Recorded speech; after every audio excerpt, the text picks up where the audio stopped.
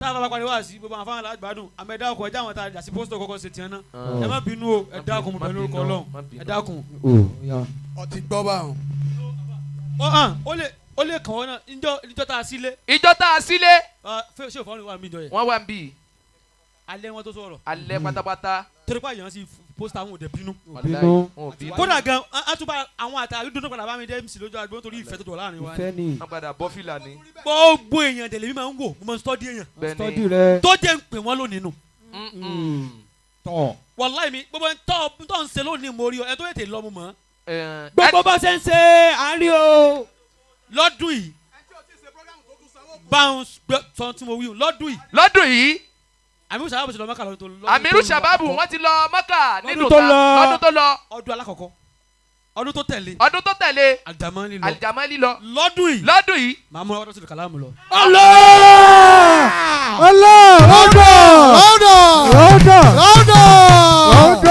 Rauda kò sí bí. ẹ dákọ̀.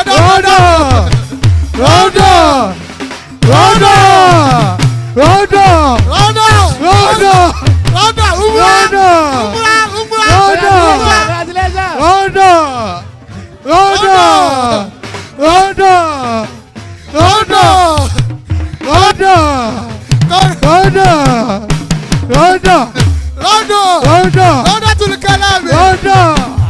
Raodotul Kalaam.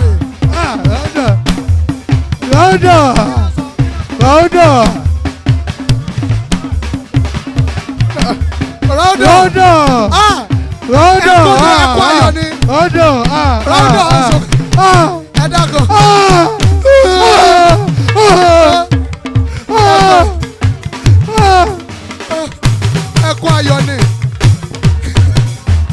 ẹ wálé ẹja kọ́ wá sí ẹkún ayọ̀ ni ẹkún ayọ̀ ni congratulations.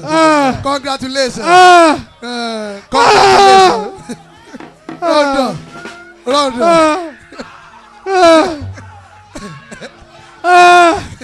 ẹ dákun ẹja lọ bí wá sí. Inshallah. ẹja lọ bí wá sí. ẹ dákun. gbogbo owó tó pa lónìí ó yẹ kó fi ṣe sàárà má ti lówó mọ́. àwọn tó lọ àlọ gbà lọ́wọ́ ẹ. Team Naro. àlọ gbà lọ́wọ́ ẹ. ẹ ní sófò. àmín. alibarikola ní Muhammad. sallallahu alaihi wasallam. ìlú dowó ẹja gbọ́ wá sí. ọlọ́run la láàrọ̀ náà ń kíhun. ó yẹ ẹja gbọ́ wá sí. ẹ dákun ọjọ́ ti lọ. ẹjọ ẹbí ọdọ lẹ ọkùn ní ẹjọ ọ lásán àmì tó rà fún. àwọn Team Naro wò sínú ẹ tásẹ̀ máa mú lórí mú lọ́rùn.